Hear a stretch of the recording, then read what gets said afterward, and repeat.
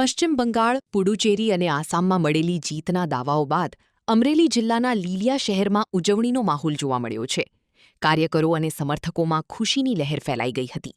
શહેરના મુખ્ય વિસ્તારોમાં ફટાકડા ફોડી વિજયોત્સવ મનાવવામાં આવ્યો હતો, જ્યારે સમર્થકોએ એકબીજાને મીઠાઈ ખવડાવી અભિનંદન પાઠવ્યા હતા. કાર્યકરો પાર્ટીના ઝંડા સાથે રસ્તા પર ઉતરી ભારત માતા કી જયના નારા લગાવી જીતનો જશ્ન મનાવતા નજર આવ્યા હતા. સમગ્ર લીલિયામાં ભાજપ કાર્યકરોમાં ઉત્સાહ અને ઉમંગ છલકાયો હતો. વધુ અપડેટ માટે જોડાયેલા રહો સમાચાર ડાયરી સાથે.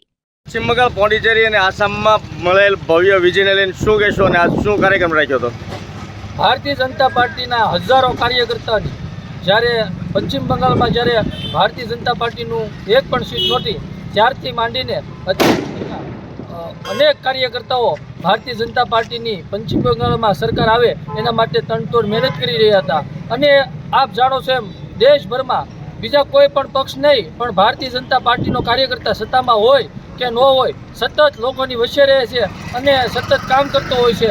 ચૂંટણી આવે અને બહાર આવે એવી રીતે નહીં, પણ હર હંમેશ લોકોની વચ્ચે હોય અને કાર્યકર્તાના ત્યાગ અને સમર્પણથી આજે પશ્ચિમ બંગાળમાં જ્યારે ભારતીય જનતા પાર્ટીની સંપૂર્ણ સરકાર બની છે, ત્યારે ભારતીય જનતા પાર્ટીના અનેક આપેલા બલિદાનોને આજે પશ્ચિમ બંગાળના લોકોએ કેસરીઓ સર્જી દીધો છે. અને દરેક કાર્યકર્તાઓ જે આ ચૂંટણી માટે મહેનત કરે એ લોકોને ખૂબ ખૂબ અભિનંદન.